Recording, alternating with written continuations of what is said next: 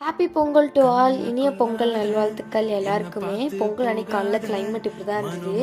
எங்கள் அக்கா வேற ஸ்வெட்டர்லாம் போட்டு கோலம் போட ஆரம்பிச்சிட்டா. எங்கள் அம்மா கூட பரவாயில்ல அப்படியே தான் உட்காந்து கோலம் போட்டாங்க. நானும் கொஞ்ச நேரம் வெளில நின்னேன். இதுக்கெல்லாம் போய் எங்கள் அக்கா ஸ்வெட்டர் போட்டுருக்காளேன்னு நான் நினச்சேன். ஆனால் கொஞ்ச நேரம் கழிச்சு நானே ஸ்வெட்டர் போட்டு வந்துட்டேன். நான் அவ்வளோ குடிஞ்சு பொங்கலுக்கு தேவையான எல்லாத்தையும் வரைஞ்சிட்ருக்கேன். ஃபஸ்ட்டு பொங்கலுக்கு தேவையான கரும்பு இல்லை, அது பொங்கல் கிடையாது. இன்னொன்று பானை தான் பொங்கல் செய்ய முடியும். ஸோ பானை வரைஞ்சாச்சு. அடுத்தது சூரியன் இல்லாமல் இப்படி படைக்க முடியும், அதனால சூரியனையும் வரைஞ்சாச்சு.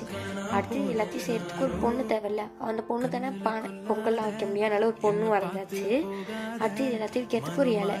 எல்லாத்தையும் வரைஞ்சி முடிச்சா நம்மளோட கோலம் கம்ப்ளீட் ஆகிடும். எங்கள் அம்மா எல்லாத்தையும் வரைஞ்சி முடிச்சுட்டாங்க பாருங்க. இதோட ஃபைனல் அவுட்புட் காட்டுறேன், ஒரு நிமிஷம் பாருங்க. இந்த ஒர்க் பாருங்க, இந்த ஃபோட்டோ கொடுத்தா எல்லாமே ஃபைனல் அவுட்புட். சரி, வெளில பொங்கல் வச்சாச்சு, வீட்டுக்குள்ளே பொங்கல் வைக்கலான்னு சொல்லி உள்ளே வந்தாச்சு. ஃபஸ்ட்டு எங்கள் அம்மா 2 பானை வச்சுருந்தாங்க. என்னென்னு போய் கேட்டால் ஒன்று வெண்பொங்கல், இன்னொன்று சக்கரை பொங்கல்னு சொன்னாங்க. அடுத்தது பொங்கல் பொங்கும் போது வாங்கன்னு சொல்லி கூப்பிட்டாங்க. அப்படி பார்த்தா ஃபஸ்ட்டு வெண்பொங்கல் தான் பொங்கி இருந்தது. இந்த பாருங்கள், எல்லாம் பொங்கல்னு கத்த ஆரம்பிச்சிட்டோம் ஜாலியாக. அடுத்து சக்கரை பொங்கல் தான் பொங்குது பாருங்கள், அழகாக இருக்குது பார்க்கவே.